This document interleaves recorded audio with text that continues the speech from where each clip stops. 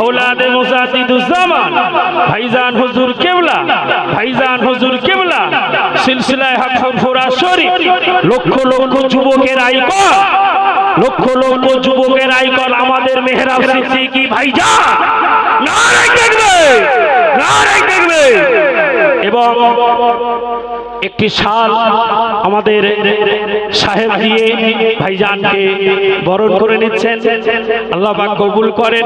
আরো একবার তাকবীর দেন, নারে তাকবীর, এবং একটু ফুলের তোড়া দিচ্ছেন।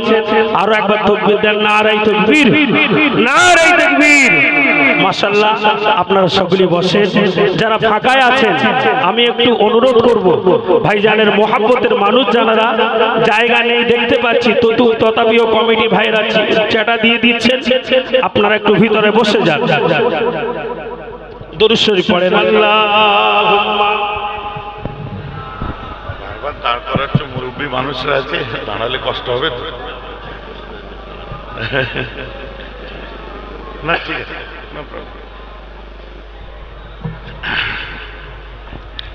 যাক, আমি যেটা বলছিলাম,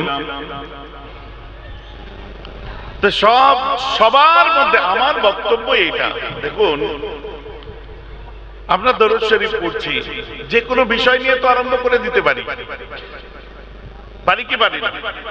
আপনি দুনিয়াবি ক্ষেত্রে দেখুন, দুনিয়ার যখন লিডার নেতা আপনাদের সামনে এসে দাঁড়ায়, যে দলের মানুষ সেই নেতার পিছনে যে দাঁড়িয়ে যায়, যখন বলে জিন্দাবাদ, এত জোরে জিন্দাবাদ বলে গলার শিরা পর্যন্ত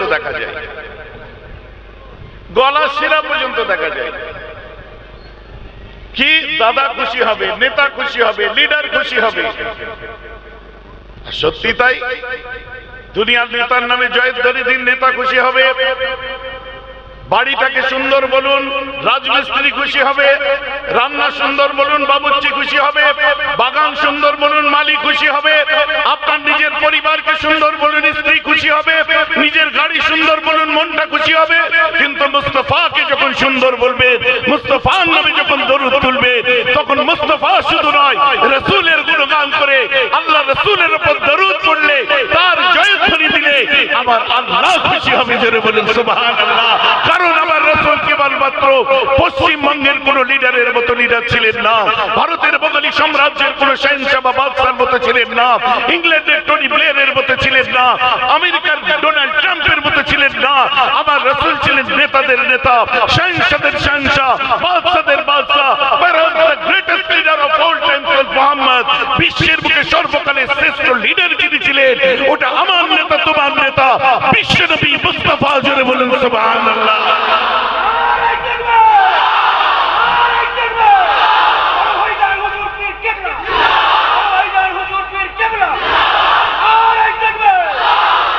অতএব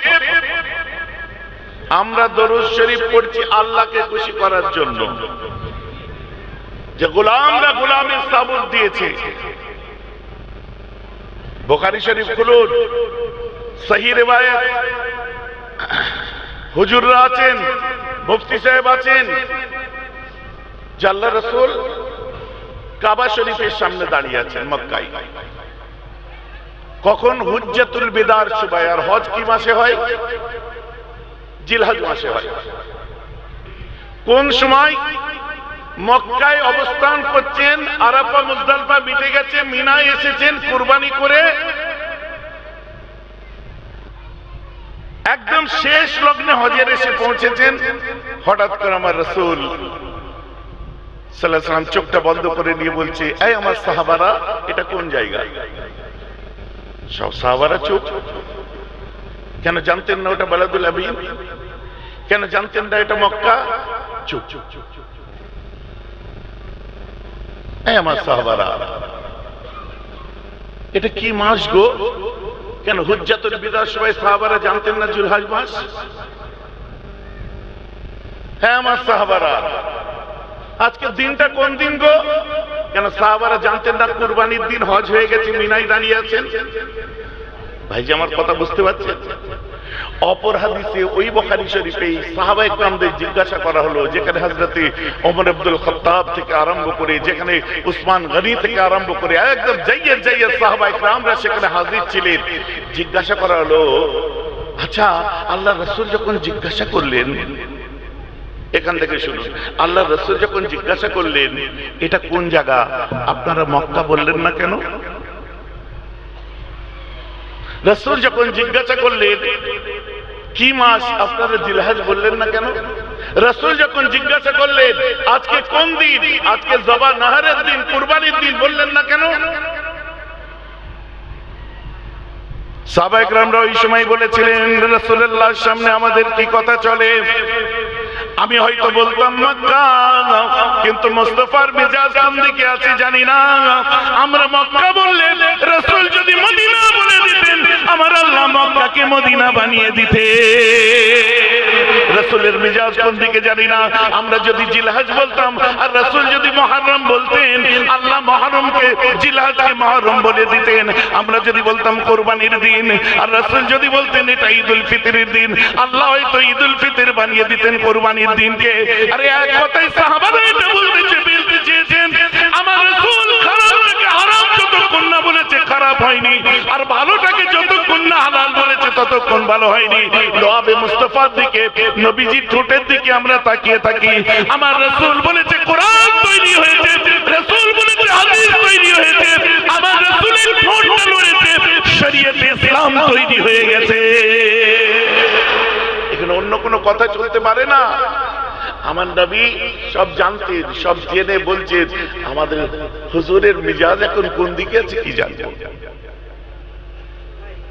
ভাইজি আমার কথা বুঝতে পারছেন তো নাকি? তো সমস্ত ইবাদতের মূল হচ্ছে আদাবে রাসূল, হুব্বে রাসূল। সব ইবাদতের মধ্যে যদি নবী প্রেম আপনার মধ্যে না থাকে, ইবাদত আপনার সব বালির বাঁধ হয়ে যাবে, সব বালির বাঁধ হয়ে যাবে।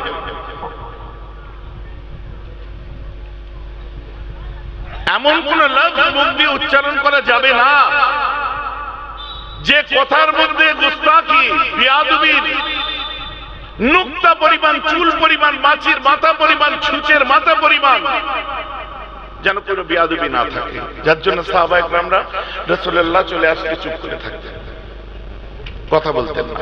আদব কোথায় কি হয়ে যাবে, কোথায় ফলস্টপ হয়ে যাবে, কোথায় বেয়াদবি হয়ে যাবে। দুনিয়ার নেতার সামনে বেশি কথা বলে ফেললে কত ধমক খেতে হয়, কিন্তু আল্লাহ কোরআন নাযিল করে দিয়েছেন। আম্মা আয়েশা একটু জোরে কথা বলে ফেলেছিলেন, বাইরে থেকে সিদ্দিক একবার তো রেগে উঠেছিলেন, আয়েশা ভিতরে এত জোরে কথা আমার রাসূলুল্লাহর উপরে কে বলছে, তুমি কেন বলছো? আল্লাহ সুবহানাল্লাহ, আল্লাহর কোরআন, লা তারফাউ আসওয়াতাকুম, তোমরা উঁচু করো না তোমাদের আওয়াজগুলোকে ফাওকা সাউতিন নবী, নবীর আওয়াজের উপরে যেন তোমাদের আওয়াজ না উঠে যায়। একদম হাত তুলে ফেলেছেন। আম্মা আয়েশা চমকে উঠেছেন। আমার রাসূল পরে ঠাট্টা করে বলছেন, আরেকটু হলে তোমাকে মার খেতে হতো তো। বেটি বলে ছাড় দেন, তুমি কোথাকার মুফতি, তুমি কোথাকার মৌলানা, তুমি কোথাকার হুজুর, তুমি কোথাকার পীরজাদা, তুমি কোথাকার হযরতজি, আমি আর তুমি কোথাকার কে গো? সওয়াল রাসূলুল্লাহ। অতএব তাকে যতক্ষণ না অন্তর থেকে ভালোবাসতে পেরেছেন ততক্ষণ পর্যন্ত আপনার ইবাদতের মধ্যে কোন রকম লুৎফ, কোন স্বাদ, কোন মজা পাবেন না। সমস্ত ইবাদতের মূল, কত মানুষ কত কি করছে আল্লাহ রাসূলকে নিয়ে। কেন? পৃথিবীর বুকে সর্বকালের শ্রেষ্ঠ যিনি, তিনি দুনিয়ার বাদশা। অন্য কাউকে নিয়ে যদি ট্রোল করে, অন্য কাউকে নিয়ে যদি কটূক্তি করে, মানুষ চিনেই না, রিঅ্যাক্ট করবে না। তার জন্য যত ট্রোলিং দেখুন আমার নবীকে নিয়ে আর নবীর উম্মতদেরকে নিয়ে, কারণ এরা টপ অফ দ্য ওয়ার্ল্ড। একটা খচ্চর মেয়ে বার হয়েছিল না, কি নাম? হ্যাঁ, নাম মুসলমানের। তারপরে ফের একটা বার হলো বেশরম শর্মা। আমি এদের নাম দিই না, কারণ এই নাম নিয়ে মানে ফেমাস করা, অর্ধেকের বেশি লোক ভুলে গেছে। তারপরে আরেকটা ওর সঙ্গে সাথ দিল, কি হ্যান্ডেল না কি জেন্ডেল কি ভেন্ডেল কি নাম, মেন্টেন না কি নাম। ইদানিং বার হয়েছে কি একটা বলে কি হ্যাঁ, কি বিড়ি নাকি কি বিড়ি বার হয়েছে বিড়ি? পরে শুনছি বাবা, আর বাবা হতে গেলে কোয়ালিফিকেশন লাগে না। ক্লাস 7 পড়ে নেতাদের মাথায়, বড় বড় অফিসারদের মাথায় কাঁঠাল ভাঙতে গেলে কোন রাস্তা নেই, তুমি বাবা হয়ে তিলক টেনে বসে যাও, তোমার জয় জয়কার, জয় বাবা, বাবা কি জয় হো বাবা। কথাটা শুনতে খারাপ লাগছে নাকি? আবার ইদানিং বার হয়েছে, নবীকে নিয়ে হয়নি, এখন তার উম্মতদের দিয়ে পড়েছে, মারবো এখানে, লাশ পড়বে শ্মশানে। কে গো? মেগা স্টার বানিয়েছিলেন যাকে। ডিসকো ডান্সারের 3টে শো 3টেই দেখেছিলেন। No break no interruption. ভাইজান আমার কথা বুঝতে পারছেন না? এত দেখা দেখলেন, ভাঙড়ের চৈতালি তুলে দিলেন, নূরমহল তুলে দিলেন, পাকিজা তুলে দিলেন। ভাইজান এত নাম জানেন কি করে? কোথায় কি সাক্টার প্যাড লিখেছে ও খবর রাখি, কোথায় প্যাড লেখা হয়। কারণ এক সময় ভাঙড়ের অলিগলি এসব রাস্তাঘাট আমায় চিনিয়ে নিয়ে আসছে, তাই আমার যেদিক দিয়ে ঢুকিয়েছে একদম সোজা মরিচার উপর দিয়ে বিজয়গঞ্জ বাজারে বেরিয়ে যাবে। বুঝতে পারছেন? এমন কোন অলিগলি নেই যে অলিগলিতে আমি ঘুরি দিই না। হুজুর এখন আর আসেন না কেন? এখন কোথায়? আজ 10 বছরের দিকে আসা কমিয়ে দিয়েছি, কারণ কারো তালে নাচতে পারবো না, কারো কি বলে ঢোলের তালে গাইতে পারবো না। মুস্তফা গুলামের প্রতিবাদী কথা সারা জীবন বলেছি, তবেই তো মেহরাব সিদ্দিকী।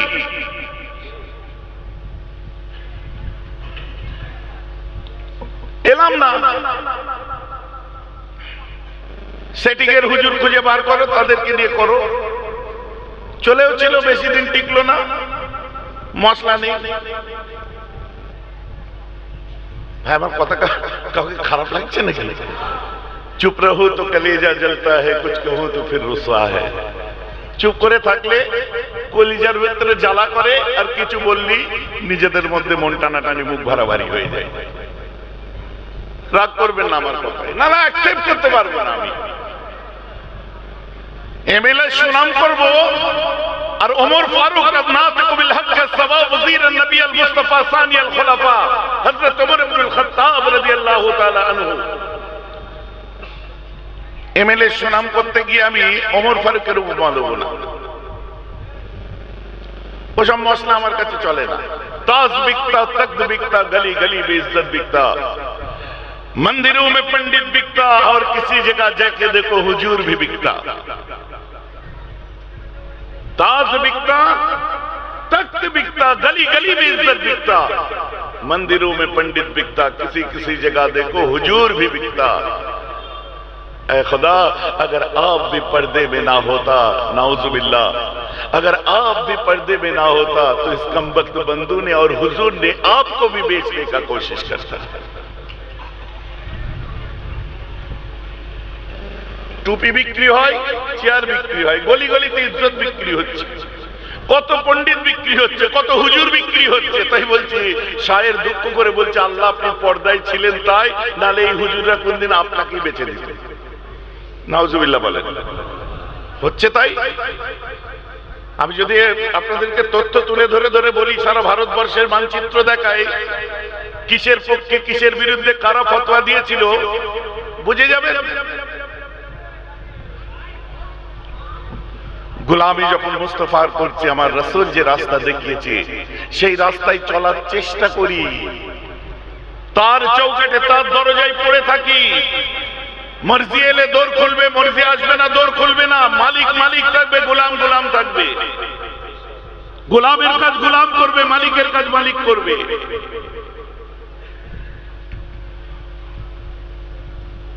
যাকে না পেলে আল্লাহকে চিনতাম না, যাকে না পেলে রাসূলকে চিনতাম না। আজ আমার রাসূল এসেছিলেন বলে নামাজ জানতে পেরেছি, আমার রাসূল এসেছিলেন বলে 5 ওয়াক্ত রোজা জানতে, প্রায় 1 মাস রোজা জানতে পেরেছি। রাসূল এসেছিলেন বলে ধনীদের যাকাত দিতে হবে জানতে পেরেছি। রাসূল এসেছিলেন বলে ধনীদের হজ করতে হবে জানতে পেরেছি। রাসূল এসেছিলেন বলে আল্লাহ ছাড়া কোনো মাবুদ নেই, আর মুহাম্মদুর রাসূল হচ্ছে আমার রাসূল এসে বলেছিলেন তাই জানতে পেরেছিলাম, আর যদি না মানতাম কথাটা আবু জেহেল হয়ে যেতাম। কথাটা বুঝতে পারছেন কি পারছেন? কালী বোধ এই কথা হচ্ছে, জাবালে আবু কুবাইসের উপরে রাসূল পাক সাল্লাল্লাহু আলাইহি ওয়াসাল্লাম দাঁড়িয়ে বললেন, তোমাদের কাছে আমি একটা কথা বলতে চলেছি, তোমরা কি মানবে? আগে কথা দাও। কি কথা বলতে চলেছেন? আমার রাসূল বললেন, আল্লাহ ছাড়া কোনো মাবুদ নেই আর আমি মুহাম্মদ তার রাসূল। যারা মেনেছিল তারা গোলামানে মুস্তাফা হয়েছে, যারা মানেনি তারা আবু জেহেল আবু লাহাব হয়েছে। এর অর্থ কি? আল্লাহ আছে, আল্লাহ ছাড়া মাবুদ নেই, রাসূলুল্লাহ বলেছে, আমরা শুনেছি। আমার মুসলমান খেয়াল করে শুনে রেখে দিন, যুগে যুগে সময়ে সময়ে ইসলামের উপরে, দ্বীনের উপরে একটা সম্প্রদায়কে টার্গেট করে আছে ওয়ার্ল্ড ওয়াইড, সারা বিশ্বব্যাপী, কিন্তু কোনো মতেই তাদেরকে দমানো যায় না, কারণ তাদের মূল নীতিটা যারা বুঝেছে তারা তাদের পক্ষে হয়ে গেছে।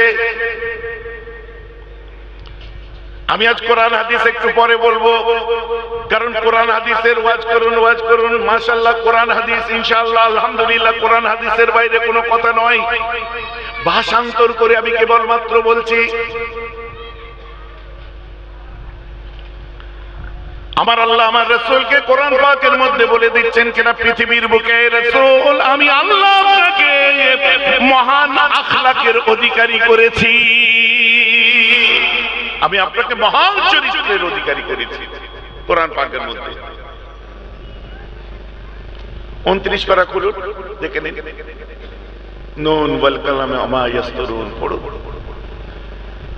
যাক, অত ইবারত পড়ে পড়ে বিদ্যা দেখাতে আমি আসিনি, কারণ এখন ইবারত পড়ার গরমাগর্মি খুব চলছে, বুঝতে পেরেছেন?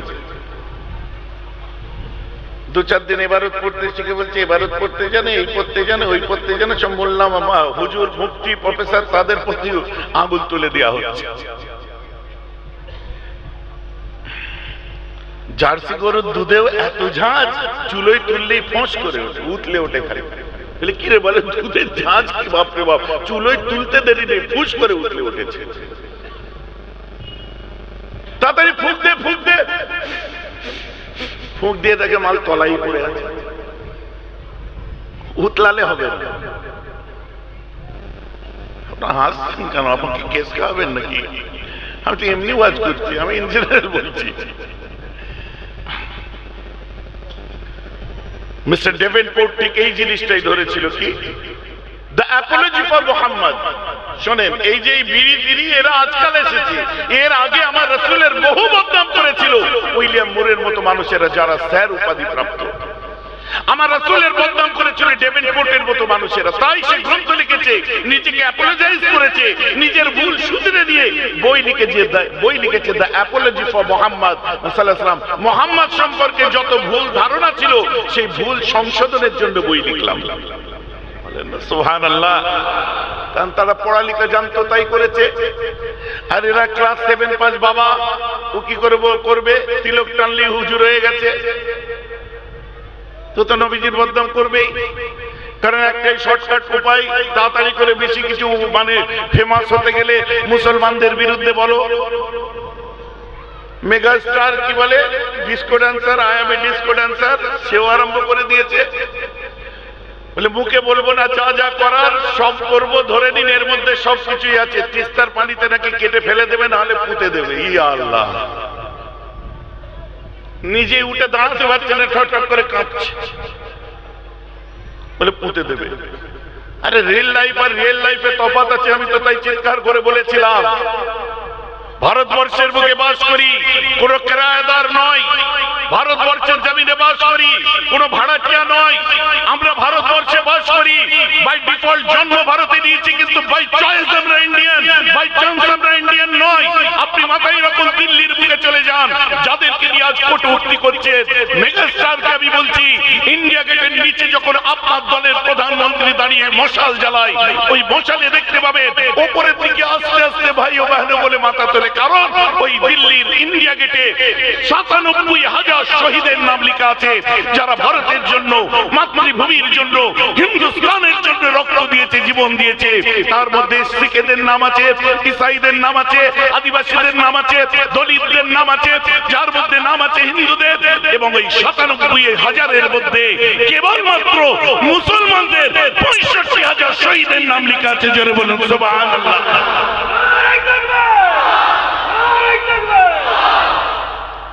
আজকে হঠাৎ করে উড়ে এসে জুড়ে বসে দেশপ্রেম দেখাতে লজ্জা করে না?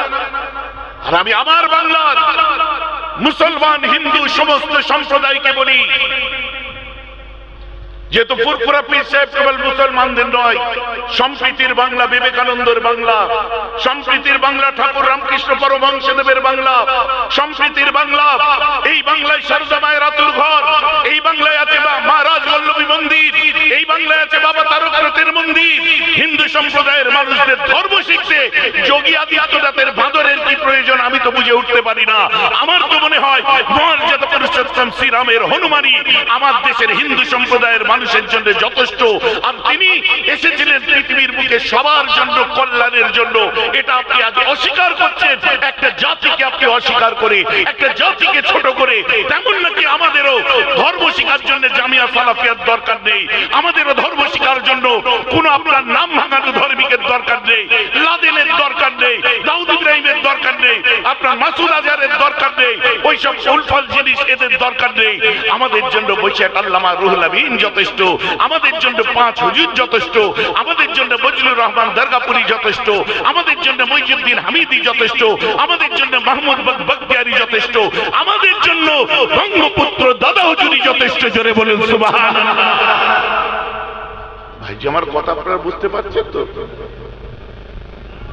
লাল সালুর ঐতিহ্যের আমার হিন্দু মুসলমানের বাংলা, যে বাংলার আমার হিন্দু সম্প্রদায়ের ভাইরা নারায়ণের ভক্ত, লাল সালুর বাংলা বলা হয়ে থাকে। সেখানে ধর্ম শিখতে অন্য রাজ্য থেকে রাজনীতিবিদ এনে আমাদের ধর্মীয় চেতনা জাগাতে হবে। তাহলে বিবেকানন্দের শ্রম কোথায় গেল? গৌরাঙ্গ মহাপ্রভুর শ্রম কোথায় গেল? তাহলে কোথায় গেল? আমাদের যদি এই জামিয়া সালাফিয়া থেকে এসে নতুন করে ধর্ম শিখতে হয়, তাহলে এতদিন মুজাদ্দিদে জামানের খেদমত কোথায় গেল? এতদিন ধরে আমাদের কি বলে আল্লামা হুজুরের খেদমত, দাদুজানের খেদমত, মেজে হুজুর কেবলার কোথায় গেল? 5 হুজুরের খেদমত কোথায় গেল? ভাই, যে আমার বক্তব্য বুঝতে পারছেন তো? এইসব কিচ্ছু নয়, সুরসুরি দেওয়া। আর জাগা মতো সুরসুরি লেগে গেলে চুলকে ঘা। কারণ এরা তো কনফার্ম হয়েই গেছে যে ওদের আর আমরা একটাও পাবো না।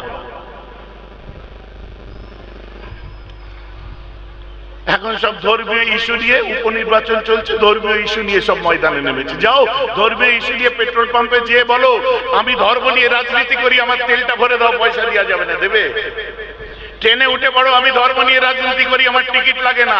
প্লেনে চড়ে বলো আমি ধর্ম নিয়ে রাজনীতি করি, টিকিট নেই, বোর্ডিং পাস দাও, পলাশ ধরবে, পড়াক করে শর্ট মারবে, রাস্তায় ফেলে দেবে।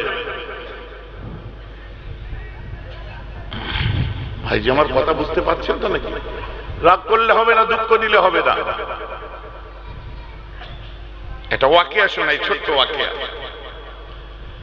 আমার রাসূল দিন দুনিয়ার শাহিনশাহ আকায়ে নামদার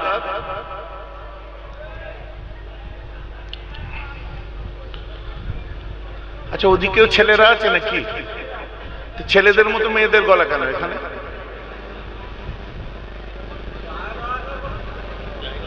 ছেলেরা এদিকে চলে এসো, জায়গা হয় না, মেয়েদের ওখানে বসো না, ঘুম মারবে।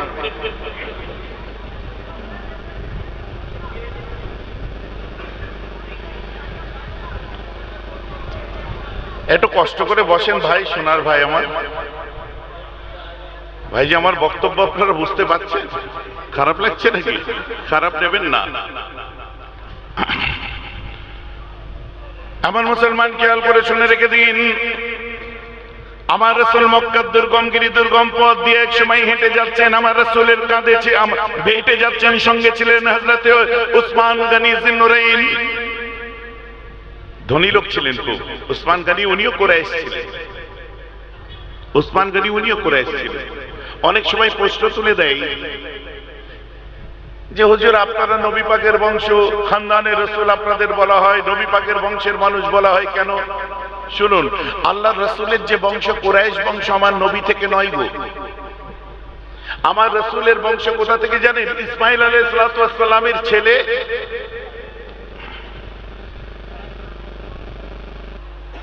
3 নাবেদের ছেলে বাদ ইবনে আদনান তার নপুরুষে জন্মগ্রহণ করেছিলেন গালিব ইবনে ফিহর। এই গালিব ইবনে ফিহরের একটা দেশে মানে মাথায় ঢুকলো যে আমি আত্মহত্যা করব। গুহায় গুহায় ঘুরে বেড়াতো, সাপে কামড়াবে আমরা মরে যাব, সাপে কামড়াবে আমরা মরে যাব, আমি মরে যাব। তো একদিন একটা গুহার মধ্যে ঢুকলো, ঢুকে দেখে বড় বড় সব সোনা হিরে মণি মুক্ত টাকা পয়সার থলি। একটা করে কাঁধে নেয়, বলে আর মরবো না, মরা ক্যান্সেল, মাল এসে গেছে। কথা বুঝতে পারছেন? মানুষের সেবা করে, গরিব দুঃখীদের দেয়, সবার খেদমত করে, আবার শেষ হয়ে যায়, আবার নিয়ে আসে। কুরাইশ বংশ কোথা থেকে এসছে দেখুন। এই কাঁধে যে থলি তুলেছিল, অর্থের থলি, আরবি ভাষায় এদেরকে কুরাইশ বলে। কুরাইশ হলো থৈলিওয়ালা, বলেন না সুবহানাল্লাহ। যার জন্য কুরাইশরা সেদিন থেকে ধনী, আল্লাহ রাসূল দিন দুনিয়ার বাদশা। কোথা থেকে একটু বুঝে নিন, আমি আসছি ওখানে যাব, ওই ঘটনাটা যেটা বলতে গেছিলাম ওকে আমি যাব। এই গালিব ইবনে ফিহরের পঞ্চম পুরুষে জন্ম নিয়েছিলেন আব্দে মান্নাফ আব্দে দার, দুই ভাই। এই আব্দে মান্নাফ এর দুটো স্ত্রী ছিল, এক পক্ষে তিনজন আর এক পক্ষে তিনজন, মোট 6 জন ছেলে ছিল। এক পক্ষে তিনজন কে ছিল? হাশিম, মুতালিব, আব্দে শামস।